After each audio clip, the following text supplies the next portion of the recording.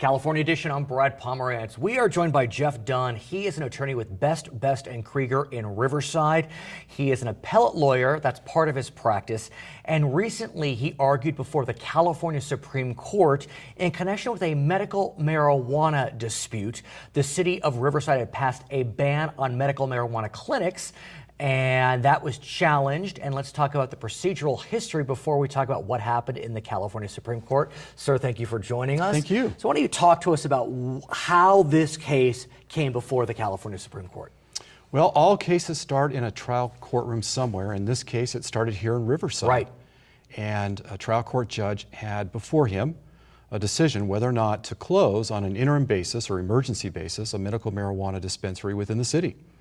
The trial court ruled in favor of the city, and it went to the Court of Appeal, and from there to the California Supreme Court. Now, the Court of Appeal decision was in your favor. That's correct. Meaning Riverside's favor, which was not predestined, because as we know, there had been courts of appeals decisions that were different on this question. Am I right, sir?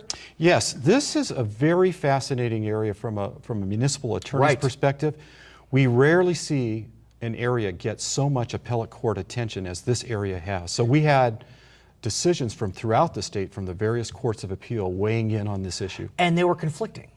They would at some level. At some level, they would conflict. In fact, we had cases that were diametrically opposed. On the question of zoning, because that's really what Riverside was turning to. Am I right, sir? That's correct. Explain that specifically if you can. Well, cities and counties throughout the state have an independent authority as part of their public safety authority to decide what's permissible and what's not permissible from a land use perspective. Now, the folks that were opposing your position, if you can articulate what they said. Their argument came down to this. The voters back in 1996 passed a statewide initiative that concerned medical marijuana, and they argued that it was the voters' intent to make this available throughout the state. And as a result, if a city banned the creation of medical marijuana clinics, it was against voter intent. That was the argument. In the background, you have the federal government. Yes. Did the federal government's scheduling of marijuana as an illegal and dangerous drug, did that play at all throughout this case as it went through the trial court, appellate court, and the Supreme Court? It did in some fashion. It's always part of the discussion. It's almost like the giant elephant in the room or whatever. You can't ignore the fact that the federal government has made this illegal. So it impacts the discussion. However, in this case, the court was able to avoid deciding that interplay between state and federal law. Let's talk about your arguing before the California Supreme Court. No doubt very exciting. Very exciting. It was your third time, so I can only imagine. And give us a sense of what happened that February morning, was it? Was it a morning? Yes, it was a morning. Give us a sense. Well, it was a special session in San Francisco at the University of San Francisco. Oh my. And why? The court has a program in place to hold oral argument throughout the state to make the court more accessible to the people of the state of California. And it just happened to be on that day? It happened to be on that day. So why don't you give us a sense? You argued before 7 justices. It is California. I mean, no doubt some of the brightest legal minds. And so how did that oral argument go? I got to assume there was some nice give and take, some challenges. Yes, and what's important is you only have 30 minutes with the court. And typically... So is it 30 for you, 30 for the other side? That's correct. Okay, please. So you have 30 minutes to make your case or to make your argument. And typically what happens is what happened here is that they start off with questions. And so you spend that 30 minutes answering the court's questions. Who went first? The other side. Okay. The other side had which was 30 a minutes. medical marijuana clinic. That's correct. And so what were some of the hardest questions you received while you were arguing before the California Supreme Court? Well, as you might imagine, these are 7 very bright and very experienced judges. And so they know the issues and they know what questions to ask. So their questions focused on the state laws that deal with medical marijuana and how those laws interact with the county's and the city's ability to enact zoning and other ordinances. Because in a lot of ways, it seems as if the initiative dealt with one issue, the zoning dealt with, zoning doesn't specifically mention medical marijuana, it's just a general right of cities to zone as they so choose. That's correct. And so it was almost 2 ships passing in the night, and how do these two, the initiative and the zoning law, how do they meet? And that's the fundamental issue in the case. It goes really beyond the medical marijuana debate, and it goes into that fundamental question of how we govern ourselves as people in the state of California. We have a state system of Right. laws, and then we have our cities and counties with their local legislative power. Because this is a state law and a city ordinance. Correct. So they really are two different beasts. In May, there was a decision, and I will say it was a 7-0 decision. As a lawyer myself, I'm a bit surprised when I hear anything is unanimous, but it was unanimous. Who was victorious? Well, the city was victorious. The court, as you've pointed out, in a unanimous decision, upheld the city's ability to enact the type of ordinance that it had at place here and found that it didn't conflict with the state law. Which, at some level, one could argue is a bit surprising. And I'm just going to play it out for you. The voters were clear in 1996. They passed laws to allow medical marijuana clinics to exist. If a city can ban medical marijuana clinics, does that not circumvent voter intent? Well, the court was very careful to point out that what the voters did is what they could do. The voters were very clear in their intent to make it decriminalized under state law. There was never any indication from the voters that we were going to take away local public safety authority. Could one argue that the initiative, like many initiatives, was not well drafted? And if it had been drafted differently, maybe the Supreme Court would have had to rule differently. One could argue that, but what the courts have been careful to point out that there was really a limit on what the voters could do. Because as we had earlier in our discussion, Please. when you have the federal prohibition in place nationwide. But let's put that aside All right. for a second. I mean, we can play it out, but keep going. The court indicated that what the voters did is what they were allowed to do, and they expressed their will and their desire in some areas. But when you take a careful look at the initiative, what the initiative makes clear is that there were some things that were going to happen in the future regarding distribution and use, and those events have not yet happened. So as we know, a decision by a court can be reversed by legislative action. Yes. Do you see a scenario whereby the legislature could reverse? I see a this decision? scenario where the legislature perhaps could try to reverse parts of this decision and address certain aspects of it, but the fundamental authority that the cities and counties have is constitutional in nature, and the legislature is not going to be able to take that authority away. However, What could they do? well, I'm trying to think. what the legislature could do is really what they've done to date, and that is recognize that the voters had the ability to express their will that medical marijuana use in the state of California not be subject to state criminal But sanctions. could the legislature, in your mind, after this decision, pass a law invalidating ordinances by cities to prohibit medical marijuana clinics in their limits? No, this legislature cannot do that. They could try to do that. I mean, they could do anything. You know, Right, yeah, they could do yeah, anything they want, I but suppose. subject to but challenge. Subject to challenge, and I'm confident that this challenge to that would be successful. So it seems as if cities have tremendous power on this question, that there's really not much that could be done. Well, we do, and we always have had authority for public Right. safety, and it transcends, again, the medical Right. marijuana. Now, as you know, recently in Los Angeles, there was a municipal election, and that city had 3 initiatives on its ballot. One of them passed pretty strongly, and what it did is it essentially, let's say, legalized 135 clinics that existed in 2007 and banned the rest. To your mind, is that permissible under this California Supreme Court ruling? Yeah, this decision allows a city like Los Angeles to regulate in this area. It doesn't address all the issues that are out there with regulation, but this decision, the California Supreme Court has said that cities and counties can regulate. So you think the LA decision is not subject to a legitimate legal challenge? Well, it may be subject to a legitimate legal challenge on other grounds. But not as it relates to the zoning side. That's correct. Okay, his name is Jeff Dunn. He is the winning lawyer on the medical marijuana case before the California Supreme Court, issued on May 6th. He's with Best and Krieger. I'm Brad Pomerance. This is Charter California Edition.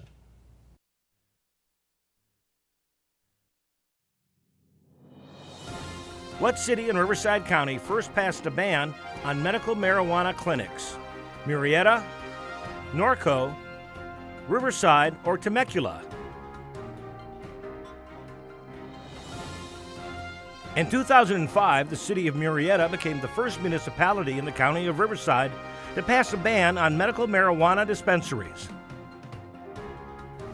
Welcome back to Charter California Edition. I'm Brad Pomerance. We are now joined by Paul Zellerbach. He is the district attorney for Riverside County. He himself had been a judge before elected. You were a trial court judge. And, sir, we just spoke with Jeff Dunn, who is the attorney representing the city of Riverside in the California Supreme Court case that dealt with medical marijuana and whether a city could ban medical marijuana clinics pursuant to zoning laws. Yes. As you know, the court held 7-0 that the city could. Right. As a judge, Correct. former judge, as a DA, were you surprised by a 7-0 decision? I was somewhat surprised by a 7-0 decision. The California Supreme Court, not all that frequently, renders a 7-0 decision. Any court for that matter. On any issue, Right. really. What do you think happened? I mean, was the law in your mind that clear? Because, I told you I'm a lawyer and, I see shades of gray, which can be dangerous. But, it seems as if you have the state law, the initiative that was passed in 1996, where the voters made pretty clear they want medical marijuana. You have zoning ordinances. So it seemed as if, there could be an argument that could be made that would sway at least one justice. Well, but you have city zoning ordinances that go back decades, and the cities have had inherent police power to control a lot of activities, adult entertainment, Right. the sale of alcoholic beverages.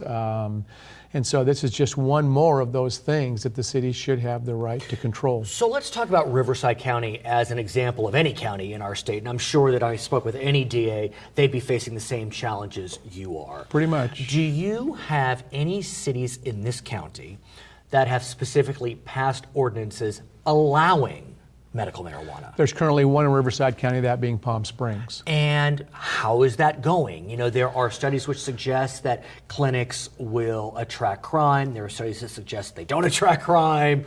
So how is it for you in Palm Springs? The one, I think there's a couple in Palm Springs, one or two, and they seem to be under good control. Okay. And to my knowledge, haven't presented a major problem for law enforcement. But you're right, studies have shown Right. that the crime rates invariably increase in the areas usually where we have these types of activities going on. So do you have cities in your county that have passed ordinances like Riverside banning medical marijuana clinics, and yet those clinics are still operating? Not to my knowledge. Okay. They had been. Many cities in Riverside County and the county itself. Right. had- Oh, right. County land. Yeah. Unincorporated. in unincorporated Right. areas had banned dispensaries. Some cities had put a moratorium on the ban, waiting for the California Supreme Court decision Right. to. And to your mind, do you know, given that the Supreme Court ruling was so clear, if cities in this county are rushing to impose moratorium? Many cities were waiting to hear, and now Sure. that the decisions come down, they're going to jump on that bandwagon and also ban the dispensaries. What about, well, what did Riverside County? Did Riverside County have an ordinance? It did. It still does. Which bans clinics. So in unincorporated Riverside County, no clinics. Correct. Under an ordinance. Correct. Now, what about areas that are incorporated that have not spoken? Are there those types of jurisdictions? There are. Some cities haven't taken a position either way. So what happens in that instance? Have you had to deal with that situation? Not yet. That's a city-by-city decision and determination. Most of the cities in Riverside County have enacted bans, but Right. not all of them at this point. I want to talk to you about something I've heard recently, and that is a move specifically in the city of Riverside, it may be happening elsewhere, to create mobile medical marijuana clinics.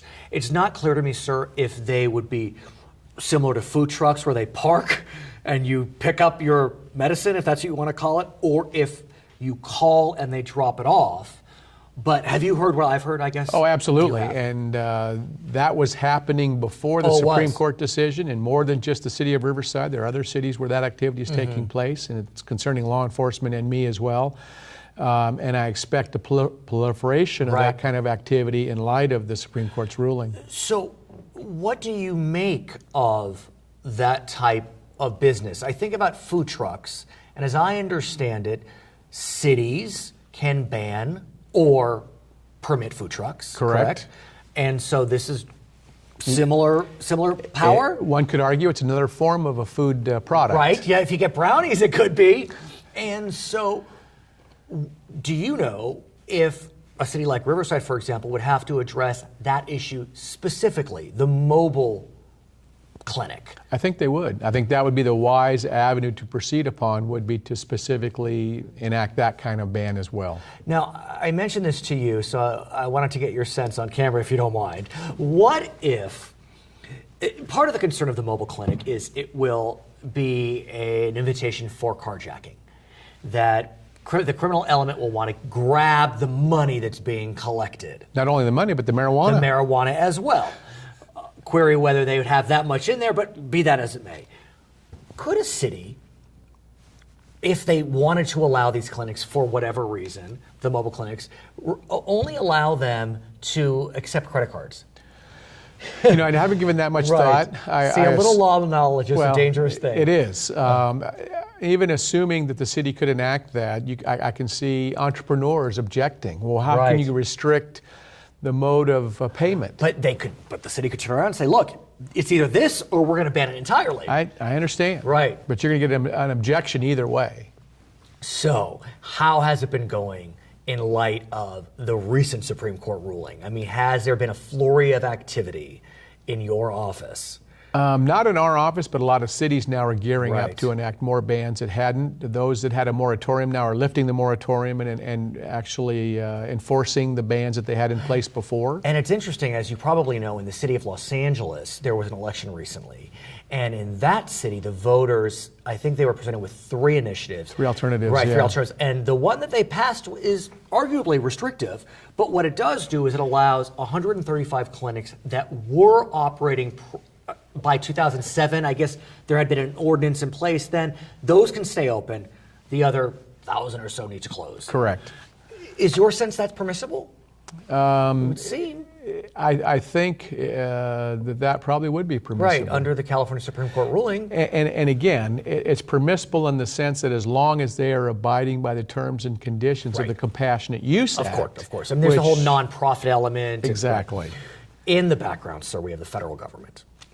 And it seems to me that the Obama administration, I don't know, I don't want to take a position, but sending a bit of mixed signals on this issue. When he first became president in 2009, there was a suggestion he would back off and not get involved, but then there were some raids in Oakland, I believe. And so, would you agree, mixed signals?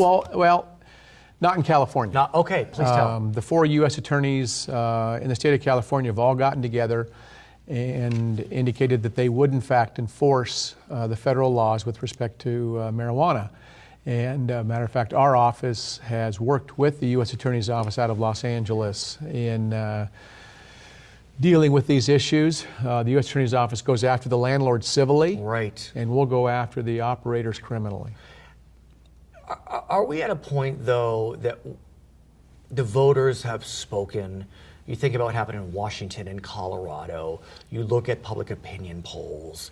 It does seem as if that the public, at a minimum, supports medical marijuana by pretty strong numbers. They may even support the legalization of marijuana, period. It's getting close to that point. And so I'm wondering if this is a battle that law enforcement, that politicians shouldn't be fighting anymore. We have much more important matters. Well, if we're going to go down that route, I think this whole area needs to get reconsidered.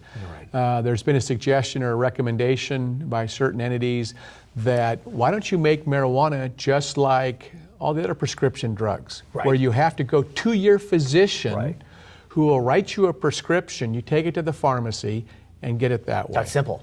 Yeah, and it's that simple. That would take away a lot of these problems. And I read recently that the Organization of American States had a meeting, and they floated the idea of legalization because we know in Central America, South America, marijuana really has caused a tremendous amount of pain and suffering and death. Yeah, no doubt about Absolutely. it. He is Paul Zellerbach. He is the district attorney for Riverside County. When we come back, we're going to speak with Nancy Hart. She's a councilwoman in Riverside. Get her sense of the victory in the California Supreme Court. I'm Brad Pomerance. This is Charter California Edition. Which state first legalized the use of marijuana for medical purposes? Alaska, California, Colorado, or Massachusetts?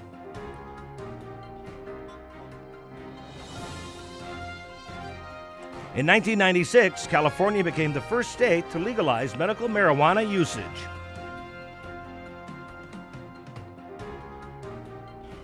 It's Charter California Edition. I'm Brad Pomerance, our guest Nancy Hart, member of the Riverside City Council.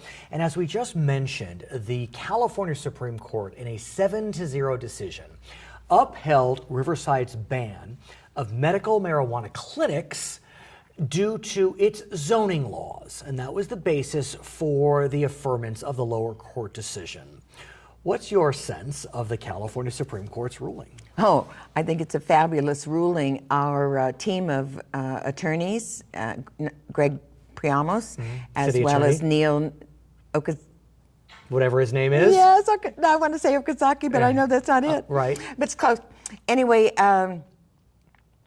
the way they argued it, the way they prefaced it, and the way they presented it, I think was probably just yeoman work. Were you surprised? I would have loved to have been there. I was going to say, were you surprised that the ruling was 7-0? In a way I was. However, I think that once you win on zoning, that means the law is on your side, so then the judges should also be on your side upholding the law. Right. So to me, then it becomes okay. But what would you say to those that truly use marijuana for medicinal purposes? They may be going through chemotherapy, they may have HIV, they may have some nervous disorder. Then if they're going through those things, they also have a doctor.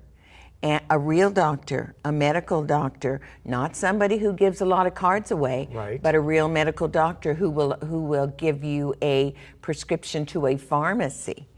But that pharmacy would not have marijuana, presumably. True, but there are, I think, ways of making that available through a legitimate source. I think pharmacies should make it available if, in fact, a doctor orders it. But then you get to what we had. If it's legal for one, it's legal for all. It's a challenge. And you can grow your own. Yes, you can. The You California can Supreme grow Court. your own. Although not all of us have green thumbs, but be that as it may. But we all have a friend who does. I would think. At the same time, I understand that these proprietors of medical marijuana are looking at ways to still sell their wares, and they're looking at mobile trucks, They are. somewhat like food trucks. Yes, somewhat like prostitution. You call up. Interesting you use that you analogy. call up. Those are fighting words. Well, they're fighting words because it's an illegal trade, and Is it though? well, It's a challenging one. Under federal law, it is. It is, and if there weren't shootings in your dispensaries, if there weren't robberies in your dispensaries, if we didn't always have to have cops looking out for your dispensaries and arresting people and using their time, we would not be having this argument. So you believe that medical marijuana dispensaries are a magnet for crime? I do.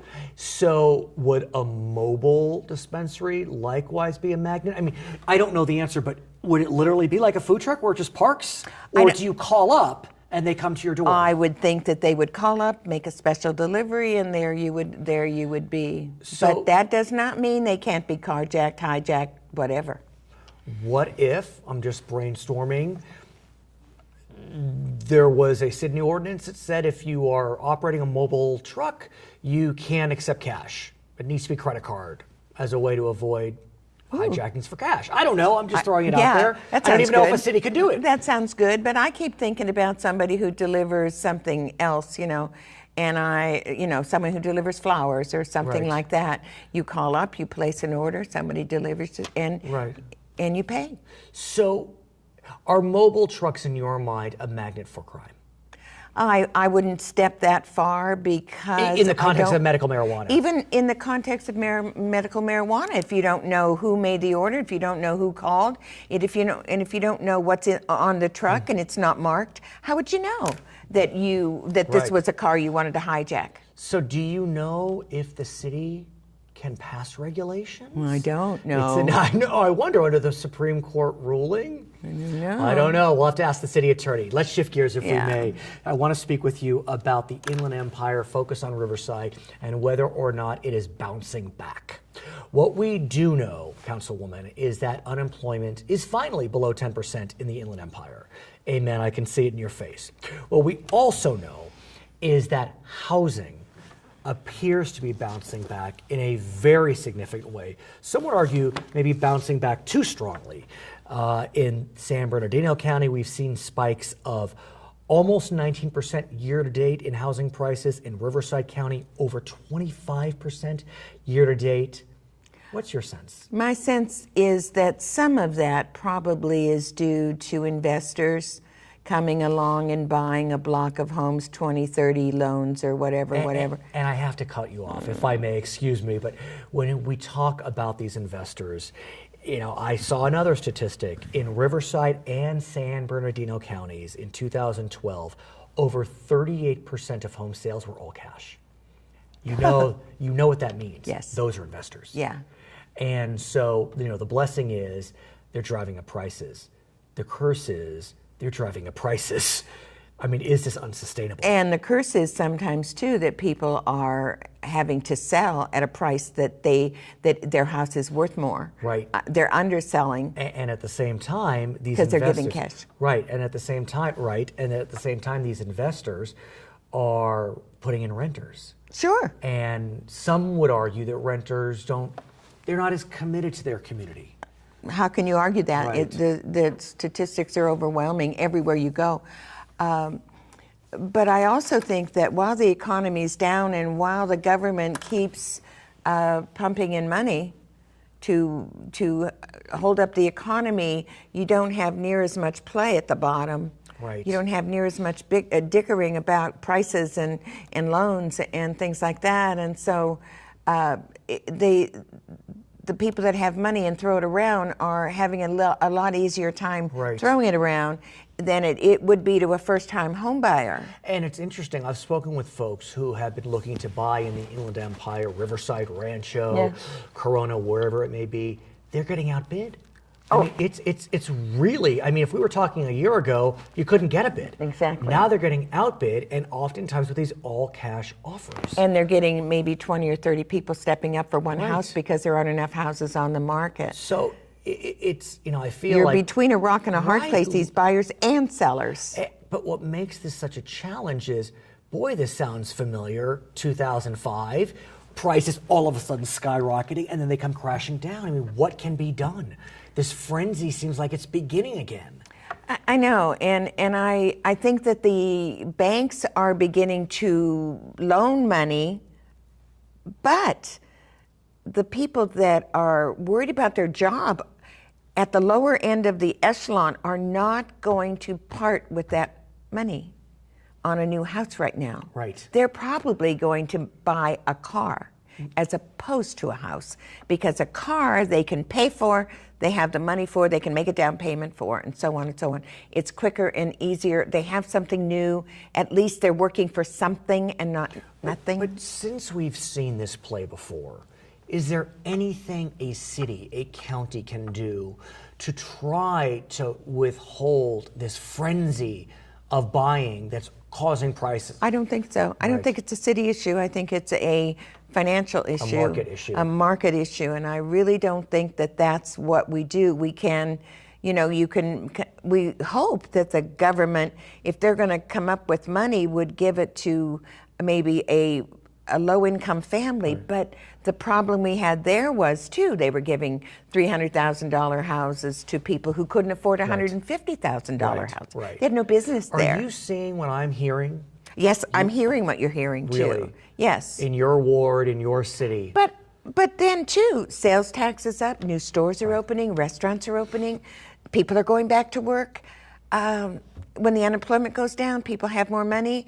It's the big guy that needs to let go of some of that money. Her name is Nancy Hart, member of the Riverside City Council. I'm Brad Pomerance. This is Charter California Edition.